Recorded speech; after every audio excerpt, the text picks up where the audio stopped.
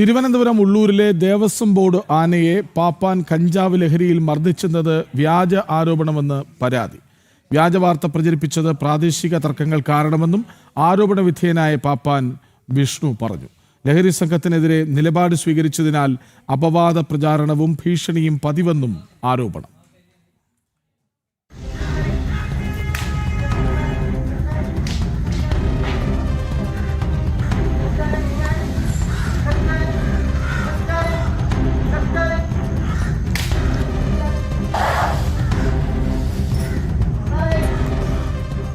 Devaswom board ആനയായ Ulloor കാർത്തികേയനെ പാപ്പാൻ മർദ്ദിക്കുന്ന ഈ ദൃശ്യത്തിന്റെ യാഥാർത്ഥ്യം തേടിയാണ് ജനം TV വാർത്താ സംഘം ഉള്ളൂരിലെത്തിയത്. 1.5 മാസമായി മതപ്പാടിലുള്ള കാർത്തികേയൻ കട്ടക്കലിപ്പിലാണ്.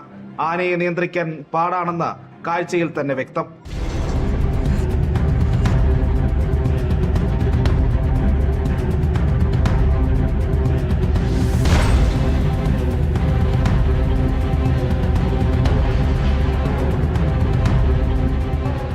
ബന്ധിപ്പിച്ചിരിക്കുന്ന ചങ്ങല വലിച്ചു പൊട്ടിക്കാൻ ശ്രമിക്കുന്നത് മൂലം മുറിവുകളുണ്ട്. അത് പക്ഷേ മർദ്ദനത്തെ തുടർന്നാണെന്ന് പ്രചരിപ്പിക്കുന്നത് അവാസ്തവം. മുറിവുകൾക്ക് ഡോക്ടറുടെ നിർദ്ദേശപ്രകാരമുള്ള ചികിത്സ നൽകുന്നു. മതപ്പാടിലുള്ള ആനയെ നിയന്ത്രിക്കാൻ വടി ഉപയോഗിക്കേണ്ടി വരും. ഈ മുറിവിനകത്ത് നമുക്ക് എങ്ങനെയാണ് മർദ്ദിക്കാൻ പറ്റുക?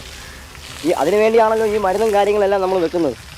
ഈ മുറിവിൽ നമുക്ക് ഒരിക്കലും മർദ്ദിക്കാൻ പറ്റത്തില്ല. അപ്പോൾ നമ്മൾ ചെയ്യുന്നത് നമ്മളാണ് ഈ മരുന്നാണ് നമ്മളിപ്പോൾ എല്ലാം ചെയ്യുന്നത്. ഈ മരുന്നെല്ലാം ഒഴിച്ചു കൊടുക്കും. ഇത് വെറ്റിനറി ഡോക്ടർ അരവിന്ദ് സാറ് വന്ന് ഈ ആനയെ വന്ന് കണ്ടു. ആനയുടെ മുറിവിന് വേണ്ടിയിട്ടുള്ള മരുന്നും കാര്യങ്ങളും എഴുതി അതിന് തന്ന ആ മരുന്നുകൾ നമ്മൾ ഇത് ചെയ്യാൻ വേണ്ടിയിട്ട് ആനയെ നമുക്ക് 2 എണ്ണം കൊടുക്കാതെ നമുക്ക് ആനയുടെ കാര്യങ്ങൾ ചെയ്യാൻ പറ്റും. വ്യാജ പ്രചരണങ്ങൾ നടത്തുന്നത് ആനത്തറിയോട് ചേർന്ന് പ്രദേശവാസികളായ ചിലർ ലഹരി ഉപയോഗം നടത്തുന്നത് ചോദ്യം ചെയ്തതിനെ തുടർന്ന് ഇന്നലത്തെ ഒരു ഇതെന്ന് പറയുന്നത് നമ്മൾ ഈ ആനയുടെ ചങ്ങല മാറ്റി കെട്ടാൻ വന്നപ്പോൾ നമുക്ക് 2 അടി കൊടുക്കേണ്ടി വന്നു. ഈ കൊടുക്കേണ്ട പേരിലാണ് നമുക്ക് ഇന്നലെ ഇവിടെ ഇരുന്ന് ഈ പയ്യന്മാരെന്ന് പറയുന്നത് ഇവിടെ വന്ന് ഈ ആനയെ ശല്യം ചെയ്യുന്ന ആൾക്കാരാണ്.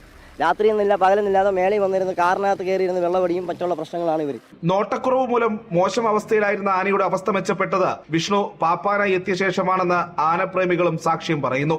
പുള്ളി നല്ല രീതിയിലാണ് ആനയെ കൈകാര്യം ചെയ്യുന്നത്. വലുതായിട്ട് അടിക്കാറില്ല. മുമ്പ് മറ്റ് ആൾക്കാർ ചെയ്യുന്നത് പോലെ മറ്റേ ആൾക്കാർ അടിക്കുമെന്നല്ല, ആവശ്യത്തിനുള്ള അടിയും കാര്യങ്ങളൊക്കെ ഉണ്ടെങ്കിൽ ആനയെ നമ്മളൊരു പേടിയിലാണ് ആന നിൽക്കുന്നത്. അപ്പോൾ ആ ഒരു പേടി ഇല്ലാതെ നമുക്കൊന്നും ചെയ്യാൻ പറ്റത്തില്ല ആനയെ കയറി. ഇപ്പം ഈ ഇങ്ങനെ ഒരു മതപ്പാടി നിൽക്കുന്ന സമയത്ത് ആനയെ നമുക്ക് ഒരു 2 അടി കൊടുക്കാതെ ഒന്നും കയറി ചെയ്യാൻ പറ്റാത്തൊരു സാഹചര്യമാണ്. നമുക്ക് ഈ മരുന്ന് വെക്കണമെങ്കിലും ബെൽറ്റ് മാറ്റിയിടണമെന്ന് ഉണ്ടെങ്കിൽ ആന പറഞ്ഞാൽ കേൾക്കണ്ടേ. ഈ മതപ്പാടി നിൽക്കുന്ന ഒരു ആനയ്ക്ക് ഈ പറഞ്ഞ രീതിയിൽ നമ്മൾ സാധാരണ സമയങ്ങളിൽ പറയുമ്പോൾ ചെയ്യുന്ന കാര്യങ്ങളല്ല മതപ്പാടിൽ ചെയ്യുന്നത്.